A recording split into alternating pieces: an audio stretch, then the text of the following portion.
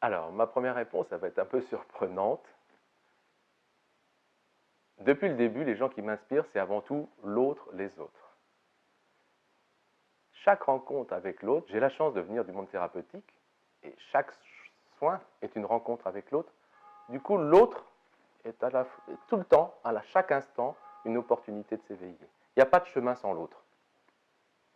Donc, pour moi, c'est déjà la première. Et ça, du coup, il n'y a pas de chronologie, il n'y a pas de discipline. C'est la rencontre avec l'autre est un enseignement. La rencontre avec l'autre est la possibilité de s'éveiller. Alors après, effectivement, le chemin il est suffisamment mystérieux pour ne pas avoir besoin de s'appuyer sur des balises, et tant mieux, et elles sont là pour ça. Et aujourd'hui, j'ai la chance de pouvoir me balader assez facilement de discipline en discipline. Du coup, les personnalités sur lesquelles je me suis appuyé et sur lesquelles je m'appuie toujours vont appartenir à des disciplines assez différentes, et tant mieux, parce que ça fait la richesse de l'enseignement. Et donc, parmi toutes ces personnalités, parce que la liste serait longue, mais dans des univers assez différents, et sans chronologie, il y a évidemment Annick de Souzenel, celui sur lequel je m'appuie beaucoup aujourd'hui parce que je trouve qu'il génère de la nouveauté énormément, c'est Basarab Nicolescu. Sa vision de la réalité à travers les différents niveaux de réalité, sa notion de transdisciplinarité, ça c'est novateur, ça fait porter, ça nous oblige à porter un nouveau regard sur notre actualité en général et notre réalité en général. Donc il y a Basarab. Et après, dans des univers très différents, chaque rencontre m'a amené une pierre à l'édifice, m'a apporté une pièce au puzzle. Je pense à Michel Laroche en enseignement mémoire cellulaire, Jacqueline Bousquet, Tony Serron en spagyrie, qui est de l'alchimie végétale, qui amène plein de notions.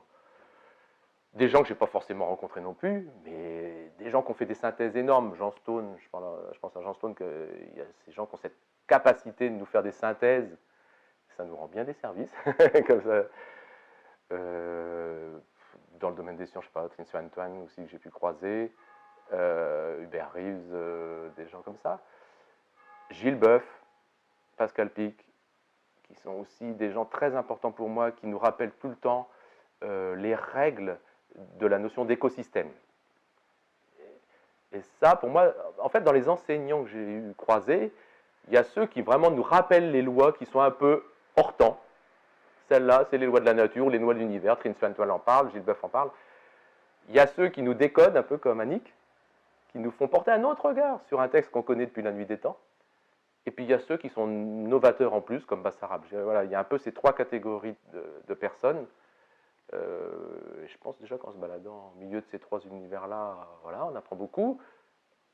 Avec toujours pour moi cette règle d'or intérieure que j'ai pu remarquer. Au fil du temps, je me demandais pourquoi j'étais tout le temps au fond de la classe, pourquoi j'étais tout le temps au dernier rang. Toujours d'inviter l'élève à garder son libre arbitre pour vraiment s'autoriser à naviguer au milieu de ces disciplines et de se perdre. C'est pas le plus confortable, c'est pas la partie la plus confortable du chemin, mais à terme, elle est tellement enseignante. C'est vraiment pour moi, aujourd'hui, je peux dire quasi jouissif. Enfin, c'est un luxe de pouvoir se balader comme ça, de discipline en discipline, avec un fil conducteur, un fil rouge, qui est lié au chemin. C'est le chemin qui met ce dénominateur commun à toutes ces disciplines. Et ça, c'est un régal. Je vais avoir oublié beaucoup de monde.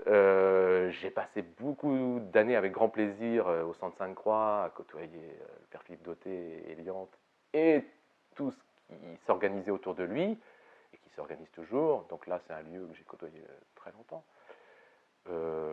Voilà. J'en oublie comme ça tout de suite, mais voilà en tout cas. Merci Olivier.